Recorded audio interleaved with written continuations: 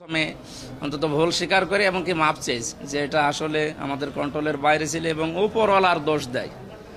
উপরওয়ালা কুষ্টিয়ায় কেউ নেই, উপরওয়ালা এখন আমি। সুতরাং যা হবে কিছু হলে আমারে জানাবেন। দালালদের এবং ওই যে বিভিন্ন স্পিরিট মানির কথা বলা হয় এবং কালো কিছু হাত আছে, এই হাতগুলোর কথাও গোপনে কেউ কেউ জানিয়েছে। আমি সরাসরি জানিয়েছি যে 2 নাম্বারই কেউ যদি করতে চায় সরাসরি বলবেন যে মাওলানার কাছে টাকা দেওয়া আছে বা এই বিষয় বলা আছে, আপনারা ওনার কাছে যান। মানে এত ক্ষমতা নিয়ে কে চলে কুষ্টিয়ায়, আমি দেখব বাকিটা।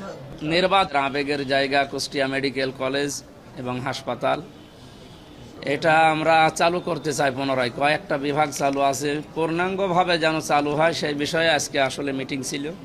আমরা দীর্ঘ প্রায় 2-2.5 ঘন্টা কথা বলেছি এবং কয়েকটা বিষয়ে সিদ্ধান্ত অলরেডি নিয়েছি। আপনারা দোয়া করেন, আগামী কিছুদিনের ভেতরেই অন্তত একটা সুখবর শুনতে পারবেন, সুখবর জানতে পারবেন, যেটা শুনলে আপনাদেরও আনন্দ হবে। বিশেষ করে আমাদের এই কুষ্টিয়ার আশপাশ 4-5টা জেলার মানুষের উপকারের জন্যে, সেবার জন্য আমরা চেষ্টা চালাচ্ছি।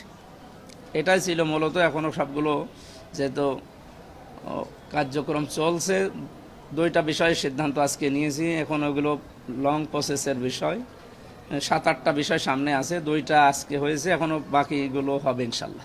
আমরা প্রথম 100 দিনের কর্মসূচির ভেতরে প্রত্যেকটা সরকারি অফিস আদালত যেগুলো আছে এগুলো আমরা জনবান্ধব করার চেষ্টায় ছিলাম। বিশেষ করে মানুষ ডিসি অফিসে, এসপি অফিসে, টিওনো অফিসে, থানা এগুলো যেতে ভয় পায় এবং আরও কাছে সিভিল সার্জনে আছে, এরপরে এলজিডি, এই সমস্ত জায়গায় মানুষ যেতে চায় না বা গেটে দাঁড়িয়ে থাকে ভয়ে যে কি না কি হয়ে যায়। আমরা চাচ্ছি এই জায়গাগুলোতে যেন মানুষের যাতায়াত সহজ হয়। আমার মনে হয় কয়েকটা বিষয় আমি একটু উদ্যোগ নেওয়ার কারণে অনেক সহজ হয়েছে। এখন ডিসি সাহেবের রুমে আমি যে কয়েকদিন গেলাম, মানুষ আগে তো ডিসির কাছে অন্তত যাওয়ার জন্য যে সিস্টেম ছিল, আমি নিজেও গিয়েছি সেই 19 সালে 18 সালে, তো এখন সে সিস্টেম অনেকটা পাল্টিয়েছে। আপনি যে দেখবেন ওনার যে সেবাটা এখন, সেই সকাল 10টা থেকে শুরু হয়ে প্রায় ওনার যতক্ষণ পর্যন্ত শরীর পারে চেষ্টা চালিয়ে যাচ্ছে। এবং থানাতেও ওই অবস্থা না হলেও আসতেছে, এই কয়েকদিনে আর কি করা যাবে, চেষ্টা চালাচ্ছে, ইনশাল্লাহ হবে। মেডিকেল এবং সদর নিয়ে কিছু অভিযোগ আমার কাছে আছে লিখিত, এগুলো আমি জানিয়েছি, সদরে জানিয়েছি এবং সময় দিয়েছি, এগুলো পাল্টাতে হবে। ওনারাও প্রথমে অন্তত ভুল স্বীকার করে এবং কি মাপ চেয়েছে যে এটা আসলে আমাদের কন্ট্রোলের বাইরে ছিল এবং উপরওয়ালার দোষ দেয়। উপরওয়ালা কুষ্টিয়ায় কেউ নেই, উপরওয়ালা এখন আমি। সুতরাং যা হবে কিছু হলে আমারে জানাবেন। দালালদের এবং ওই যে বিভিন্ন স্পিরিট মানির কথা বলা হয় এবং কালো কিছু হাত আছে, এই হাতগুলোর কথাও গোপনে কেউ কেউ জানিয়েছে। আমি সরাসরি জানিয়েছি যে 2 নাম্বারই কেউ যদি করতে চায় সরাসরি বলবেন যে মাওলানার কাছে টাকা দেওয়া আছে বা এই বিষয় বলা আছে, আপনারা ওনার কাছে যান। মানে এত ক্ষমতা নিয়ে কে চলে কুষ্টিয়ায়, আমি দেখব বাকিটা। নির্বাচন চলাকালীন সময়ে, সেই সময় তো আমরাও আপনাদের মতো। এখন যেহেতু পরিবর্তন এসেছে, এখন আমি খোঁজ নেব, আমি এখন নিজেও যাব, দেখি বাকিটা। আশা করছি থাকবে না ওই জায়গার যে বদনামটা অন্তত যেন আর না থাকে আগামীতে। আমি দেখি ওনাদের কাছে যাই, এখন তো সময় আসতেছে। আমি সংসদ অধিবেশন বসার আগে এই কাজগুলো 4-5টা জায়গায় যাব, তার ভেতরে সিভিল সার্জন নিয়ে আমার মাথায় আছে। আমি যে মানে কমপ্লিট করার পরে জানাবো, এখন অগ্রিম কিছু বলতে চাচ্ছি না। এই কয়েকদিনের ভেতরে আমি এই উদ্যোগ নিয়ে যা ফেস করছি এগুলো আমি তো নিজে জানছি।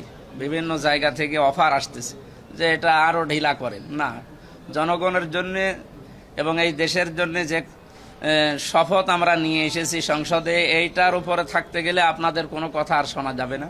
এবং অতীতে যারা হয়তো শপথ নিয়েছিল শপথটা ঠিক রাখে না, কিন্তু আমরা শপথ কোরআন সূরা নাহলের 91 নম্বর আয়াত পড়ে শপথ নিয়ে এসেছি। সুতরাং আমরা ঠিক রাখবো। দেখি, এতদিন যাই হয়েছে 5টের কথা আমরা বলতে চাই না। যারা করেছে তারা আল্লাহর কাছে জবাব দেবে। আমরা এখন সামনে যা করতে চাই আপনাদেরকে দেখাবো ইনশাল্লাহ। এটা আমি এসপি সাহেব তো এখন নেই, ওনার পরিবর্তে এসপি এসেছে। কই প্রণববাবু কই? ওনাকে আমি বলবো এই বিষয়টা যেন এখানে অন্তত তদারকি করার জন্য এবং ফোর্স যেন এখানে রাখে। এরপরও যদি না হয় একটু এখানে আসেন, ওনাকে আমি ভালোভাবে বলছি। বাকিটা আপনি দেখবেন, সাংবাদিকদের যে প্রশ্নটা আছে এখানে মানে উৎকোচের বিষয়টা আসতেছে, এটা যেন সামনে না আসে। ওনারা দরকার হয় এখানে ফোর্স রেখে দেবে। কতদিন শুরু করছি তো এটা তো পুরাটাই এলোমেলো ছিল। এখন আরো বললাম না, ওই যে প্রশ্ন করলো কিছু বাধা আছে, ওই বাধাটা আমি কাটিয়েছি। মানে ক্লিনিকের বিষয়টা বিভিন্ন জায়গা থেকে বাধা আছে, ওই বাধাগুলো আমরা অলরেডি কাটিয়েছি। কারণ তারা যে হিউজ পরিমাণ হাদিয়া তোফার কথা জানিয়েছে, সব আমি ডিনাই করে অলরেডি দিয়েছি।